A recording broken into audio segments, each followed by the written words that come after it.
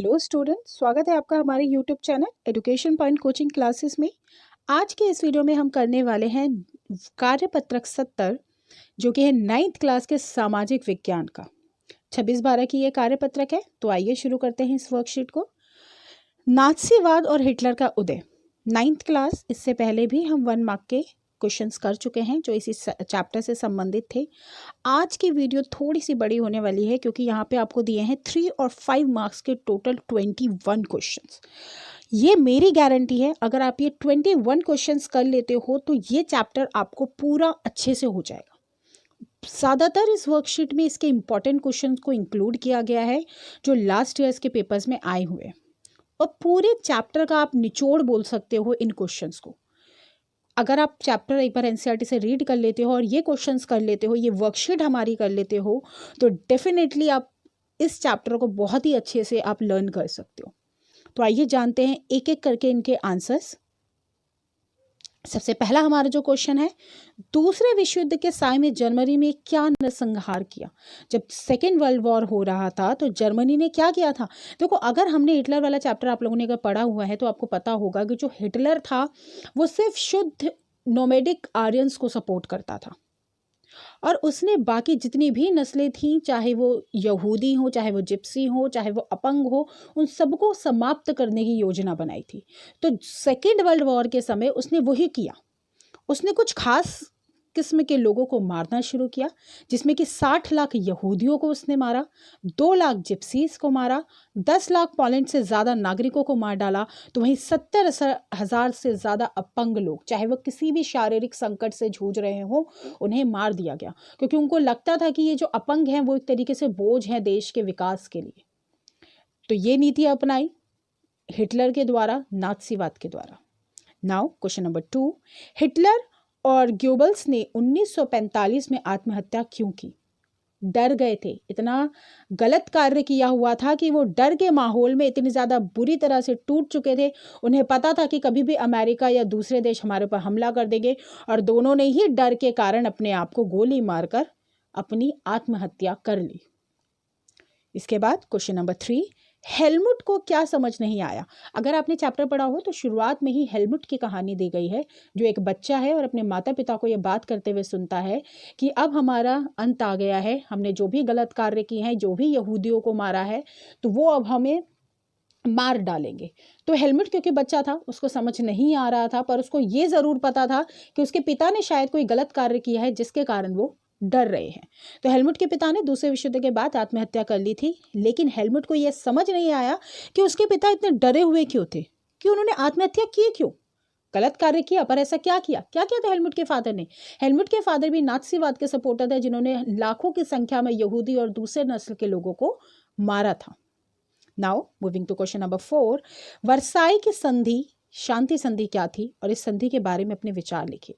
तो वर्साई की संधि हम सबको पता है कि प्रथम विश्व युद्ध के बाद जर्मनी के लिए ये संधि की गई थी कि चलो ठीक है, हार गए तो हारने वाले को कुछ ना कुछ तो देना पड़ता है ना, तो वही देना पड़ा जर्मनी को। तो ये एक प्रकार का शांति समझौता था जो मित्र राष्ट्रों द्वारा जर्मनी से जबरदस्ती कराया गया था। कहीं ना कहीं बहुत बड़े अपमान का कारण था कि एक विश्व अर्थव्यवस्था में आपको विवश करके कोई संधि साइन कराई जा रही है और उसमें आपकी काफ़ी प्रॉपर्टी या आपका काफ़ी सामान लिया जा रहा है, तो वो अपने आप में बहुत शर्म की बात है। तो 6 अरब पौंड का जुर्माना लगाया गया जर्मनी के ऊपर। खनिज संसाधन जैसे कि राइनलैंड पे मित्र राष्ट्रों ने कब्जा कर लिया, इनका पूरे भूभाग को ही छीन डाला।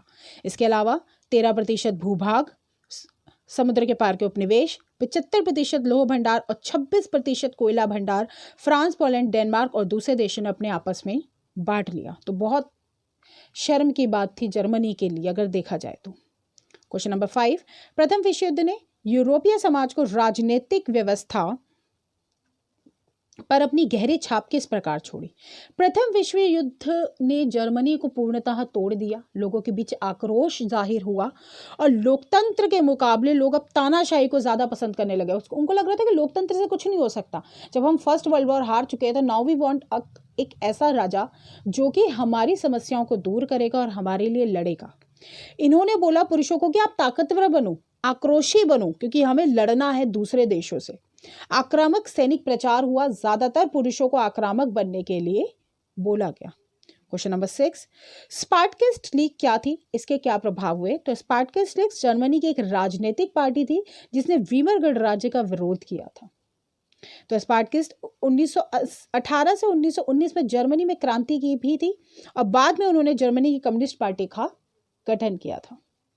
Now moving to question number 7, France के द्वारा जर्मनी के रूहर इलाके पर कब्जे के बाद जर्मनी की अर्थव्यवस्था में क्या बदलाव आया? जब फ्रांस ने जर्मनी के एक इलाके पर कब्जा कर लिया तो क्या असर होने लग गया वहां पे?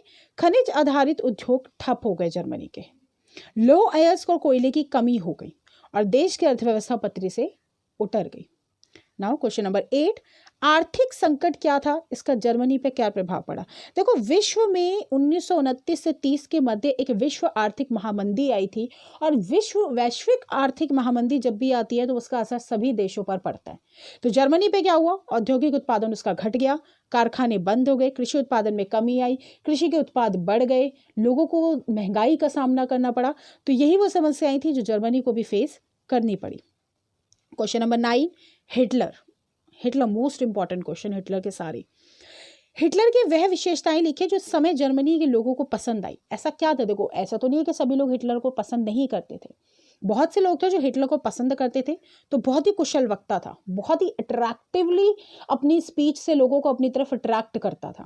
क्वेश्चन नंबर 2, योग्य संगठन करता, संगठन बहुत अच्छे से बनाता था, प्रचार कला बहुत अच्छी थी, उसको पता है कहाँ पे लोगों को पिन करना है और कहाँ पे लोगों को अपनी तरफ खींचना है। क्वेश्चन नंबर 4, अच्छे भविष्य का सपना दिखाया। जितने भी जर्मनी के जो आर्य वाले लोग थे उन सबको उसने अपनी बातों के जाल में फंसाया और अपनी तरफ अट्रैक्ट किया। जाल भी क्या बोले, आर्यों को सपोर्ट ही कर रहा था, बाकी नस्लों के लिए बहुत बुरा था। क्वेश्चन नंबर 10, हिटलर ने अपनी तानाशाही की स्थापना के लिए क्या क्या किया? तो हिटलर ने अपनी तानाशाही स्थापित करने के लिए 3 मार्च 1933 को विशेषाधिकार अधिनियम लागू कर दिया। उस अधिनियम में क्या था? नात्सी सहयोगियों को छोड़कर जितने भी राजनीतिक दल थे उनको समाप्त कर दिया गया, बंद कर दिया गया। मीडिया और सेना पर पूर्णतः राज्य का कब्जा हो गया, अर्थात जो हिटलर बोलेगा वही चीज पब्लिश होगी, वरना नहीं होगी। सारी शक्तियां हिटलर ने अपने पास रखी तो बात ही सारी खत्म हो जाती है कि क्या किया।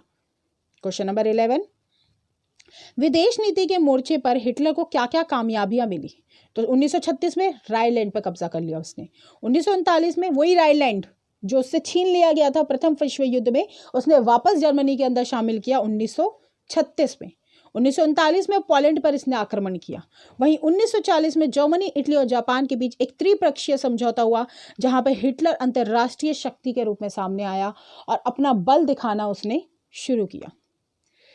क्वेश्चन नंबर 12, जून 1941 में सोवियत संघ पर हमला हिटलर की एक ऐतिहासिक भूल शामिल हुई। हाँ, हिटलर थोड़ा सा ज़्यादा ही विस्तारवादी नीति अपना रहा था और शायद जब उसने सोवियत संघ यानी कि रूस के ऊपर हमला किया तो वो बहुत ज़्यादा उसके लिए कष्ट का कारण बना, क्योंकि अब जर्मन सेना को दोनों मोर्चों पर एक साथ लड़ना पड़ रहा था। एक तरफ वो वर्ल्ड वॉर में भी लड़ रहा था, दूसरी तरफ रूस के साथ लड़ रहा था। तो वही दूसरा युद्ध लंबा चला और जर्मनी की हार का बड़ा कारण बना। फाइनेंशियली देखो, युद्ध अपने आप में बहुत बड़ा खर्चा होता है और वही खर्चा उसको ले डूबा। क्वेश्चन नंबर 13, द्वितीय विश्व युद्ध में अमेरिका कब और क्यों शामिल हुआ? जब जापान ने पर्ल हार्बर पर बमबारी की तो अमेरिका को विवश होकर 1941 में द्वितीय विश्व युद्ध का हिस्सा बनना पड़ा। 1917 में बना था प्रथम विश्व युद्ध में और दूसरे विश्व युद्ध में 1941 में। और द्वितीय विश्व युद्ध कब से कब तक हुआ था? 1939 से लेकर 1941 तक, 41 तक। क्वेश्चन नंबर 14, हिटलर का विश्व दृष्टिकोण क्या था? हिटलर के अनुसार लोगों से ज्यादा महत्वपूर्ण होता है राज्य, यानी कि जो राज्य होता है वो मोस्ट इंपॉर्टेंट होता है। हिटलर लोकतंत्र और साम्यवाद को समाप्त करना चाहता था और युद्ध को महत्वपूर्ण मानता था। उसके हिसाब से युद्ध सबसे बढ़िया तरीका है और साम्यवाद बेकार है, लोकतंत्र बेकार है, तानाशाही सबसे अच्छी है। क्वेश्चन नंबर 15, नात्सी शुद्ध और स्वच्छ नॉर्डिक आर्यों का समाज क्या था? नात्सियों के अनुसार ब्लॉड, नीली आंखों वाले नॉर्डिक जर्मन ही सबसे अच्छी किस्म के आर्य होते हैं। वह इन शुद्ध आर्यों के अलावा सभी नस्लों को अशुद्ध मानते थे और उन्हें समाप्त करना चाहते थे, चाहे वो जर्मनी हो, चाहे वो यहूदी हो, जिप्सी हो, अपंग हो, पोलैंड के रहने वाले हो, उन सबको वो समाप्त करना चाहते थे। क्वेश्चन नंबर 16, नाज़ी जर्मनी में अवांछित कौन कौन थे और उनका क्या हाल हुआ? यहूदी, जिप्सी, पॉलिश, विकलांग, ये सब के बारे में हम पढ़ चुके हैं। सबको वो समाप्त करना चाहता था हिटलर, और इनका क्या हुआ? या तो इनको मार दिया गया या ये लोग देश छोड़कर भाग गए, अपनी जान बचाकर भाग गए। क्वेश्चन नंबर 17, नाज़ियों का नस्ली कल्पना लोग क्या था? क्या कल्पना करते थे नाज़ी लोग? उनको लगता था कि आर्य ही सबसे बढ़िया नस्ल है, इसके अलावा जितनी भी नस्ल है वो सारी खराब है, उनको समाप्त कर देना चाहिए। बट ये जो 3-4 क्वेश्चन आ रहे हैं ये सारे रिपीटेड हो रहे हैं, इसलिए थोड़ा सा हम इसको मुझे लगता है मैंने आपको फर्स्ट क्वेश्चन में डिटेलिंग में बता दिया है, बार बार वही लाइनें रिपीट हो रही हैं। क्वेश्चन नंबर 18, नाज़ी जर्मनी में युवाओं की क्या स्थिति थी? देखो, नाज़ी युवाओं के ऊपर बहुत ज़्यादा ध्यान दे रहे थे। उनको लगता था कि यही युवा है जो विश्व में हमें जीत दिलाएंगे, यही है जो सेना में भर्ती होंगे। तो शिक्षा का नया पाठ्यक्रम लाया गया।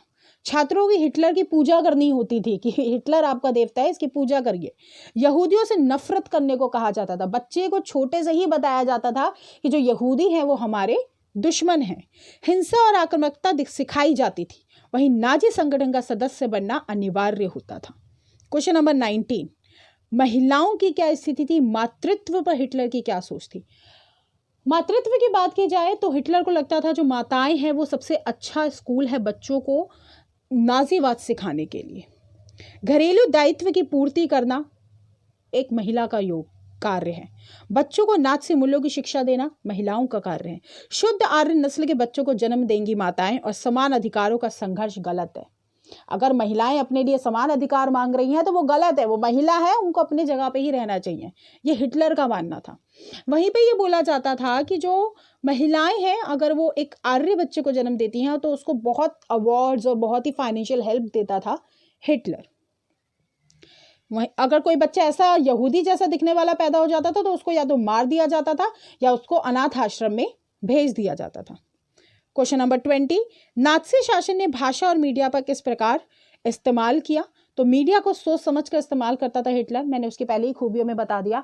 उसको पता था कि मीडिया का किस तरीके से प्रयोग करना है अपने आप को प्रचार प्रसारित करने के लिए।